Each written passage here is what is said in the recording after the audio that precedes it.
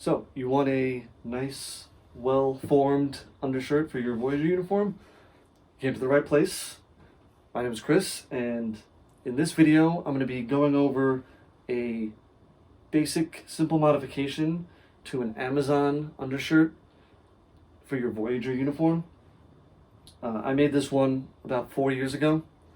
I followed the link back. They did change a little bit of the coloring, and it's 100% cotton now. This was a little bit of a blend, but both colors are still close to different versions of the undershirt, the different shows and that kind of stuff.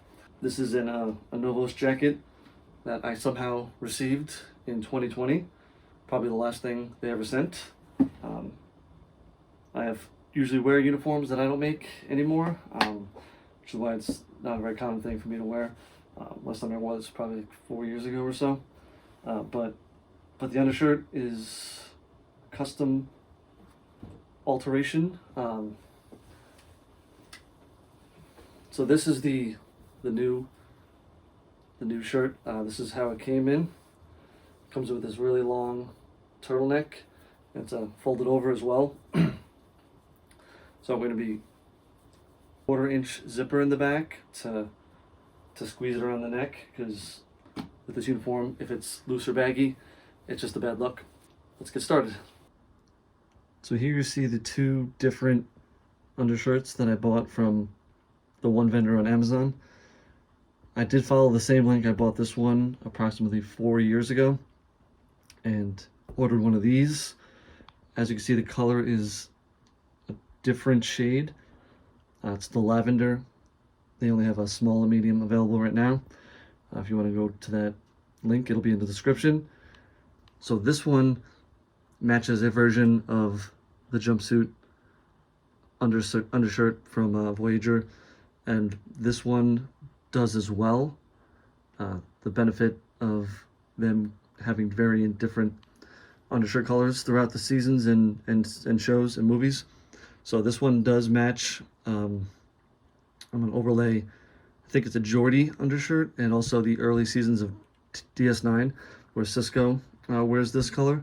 Here's a shot of Cisco and O'Brien wearing two different undershirts next to each other. This one looks more like the one Cisco had. This one's more of the O'Brien type. So here it is, the undershirt with the Voyager jacket. I see it's very form-fitting around my neck. I'm going to highlight the new version with no alterations. I'm going to show you how that looks in accordance with this. Let me just take this jacket off so you can see the full undershirt. Yeah, basically just find a shirt that fits you, and only alterations I made is the collar and the zipper, and you're going to want it to be a little more tighter on your neck than this. This looks pretty good. It mirrors what they saw in the show. Unaltered version, so you can see the comparison between the two. So here's the newly purchased undershirt. Obviously the color is a little different, but still accurate to at least one of the versions of a Voyager DS9 TNG movie undershirt. As you can see, I folded the collar over.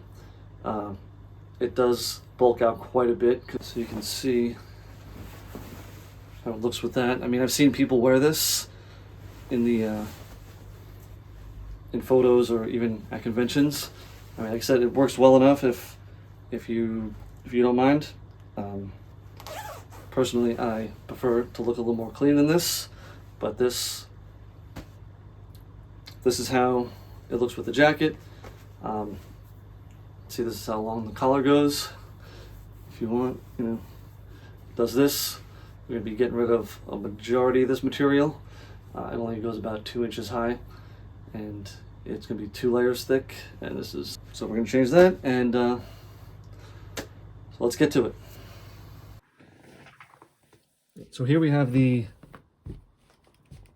newly purchased undershirt. Link in the description below. As you can see, this seam here, it should be a 2-inch to the top of the collar. Obviously we can see here that this one goes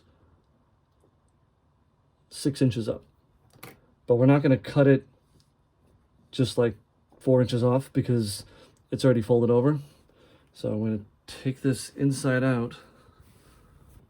Here's the brand name and tag for those. US medium, Asian large, 100% cotton, OHOO. That's the company. But once you have it inside out, you're only going to want to cut the inside layer. So take your scissors and just be careful here. So you want to go all the way through. You'd be in trouble. So just make sure you only have one layer. Just cut a little hole out of it like that. And then once you have that hole, you're going to want to cut along the inside, is to be sure not to hit this first layer.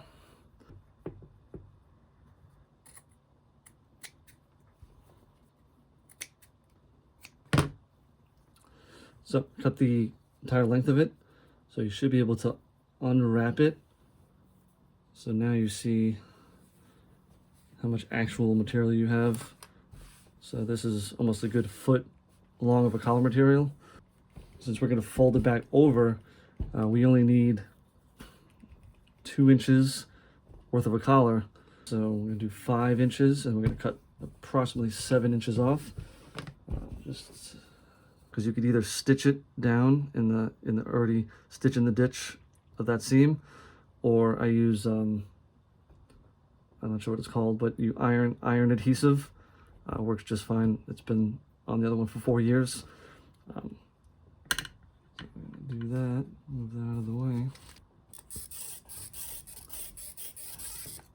Actually, you could mark it, use scissors, but since I have this handy dandy fabric cutter, actually I prefer to cut with my right hand even though I'm lefty. So I'm going to keep that there like that, and I'm just going to slice along. There goes that. So that's how much was folded over your neck, so that's going to get removed. First, what we're going to do is we're going to put the shirt back right side out.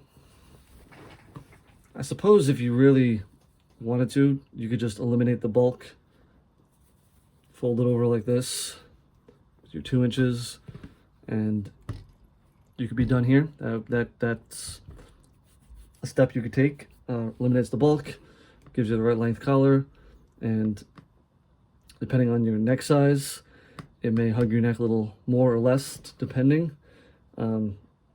Pretty sure at this point it's too loose for my liking, so perfect. So what I'm going to do next, I'm going to press this edge here, so there's a nice crisp edge to it. And then, like I said, one option is you could stitch in the ditch and sew that inch overlap that we left and sew that down. You can hand sew it if you want. I prefer, because I don't like it how it puffs out. That's why I use that press adhesive. It kind of crimps it down so that it looks a little more professional.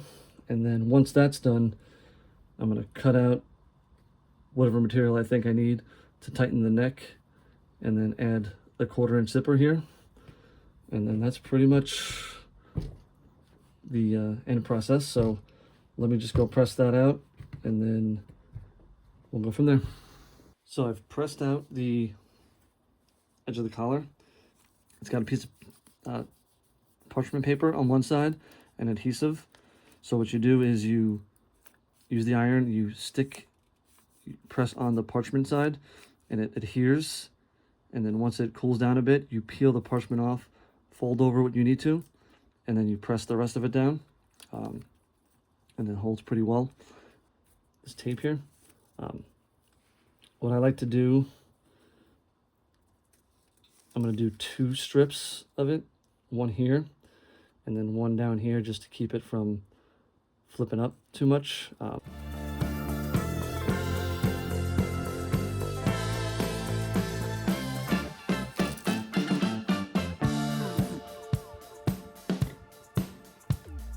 See, it's kind of glossy here.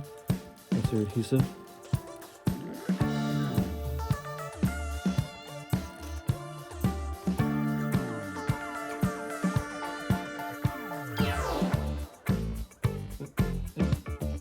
We got 2 inches of collar, and then so the adhesive's in there.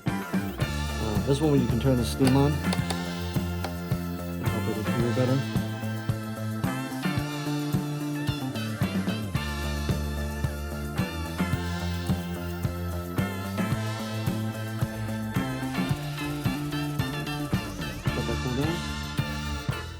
Alright, so I've tried it on after adjusting the collar, pressing it down with that stretch adhesive. But the problem is there's a lot of space between it, and on the show it was kind of pressed against the neck.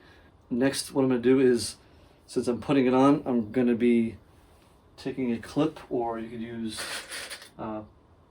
safety pins, or these Wonder clips here, chalk or something similar, to where that clip is holding down, trim out material, and then add a zipper so it cinches it in more. Alright, so we have the marks that I did behind my back. I had the clips, so I'm probably going to go a little bit, like I said, 1/2 inch from the chalk line, give or take. Take it, make a V.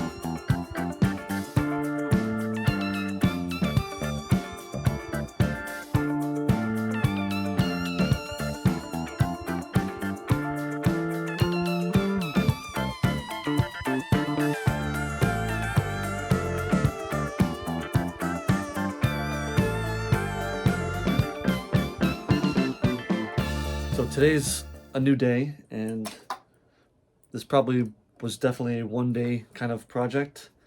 However, I did misplace my invisible zipper foot. I looked for it for a few hours. It's a bit of a teachable moment. Keep track of your stuff and make sure it has its own place and you won't lose it. And I did order a new one in the meantime, but for now, I'm going to use a piping edging foot to put the zipper on. It'll work just fine. This is just a small, short zipper, as long as you're very careful and go slow about it.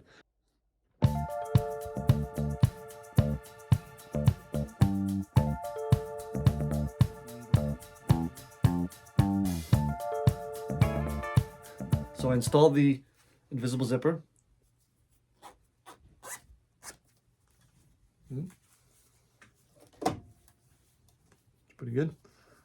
Thumbs up. So it's about an inch below where the seam stops, and then the rest of the way the zipper's gonna kind of hang there, and then put a hook and eye behind it to keep it snug. It's kind of what they did on the front of the season 1 jumpsuits as well.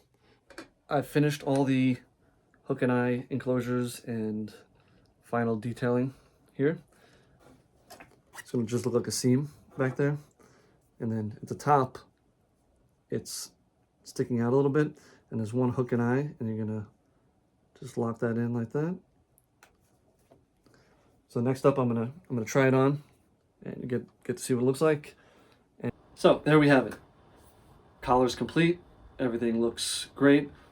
Came out actually better than I thought it would. It's been 4 years since I endeavored to alter this type of shirt. I think it came out pretty great. See the back, hook and eye in the back. Collar is about 2 inches long. You can go shorter if you want. On the show, it kind of varied between the actors. I like it a little longer. It looks the part, looks like it's tailored to me. Obviously, that's why I did that. But if you want to purchase this, I'm going to throw it on my Etsy, Prime Director of Design on Etsy as well. It's a medium, probably about 40 chest. The neck, probably 14.5 neck. So I've put on a pip here just to see how it holds up and how it looks with the pip on there. Came out pretty good. This is a pin back one where the pin pokes through into the pip. One of those, even a magnetic one would work. Probably better on these than any other one because it's just cotton lycra. That being said, be sure to like, subscribe, and I will catch you in the next one.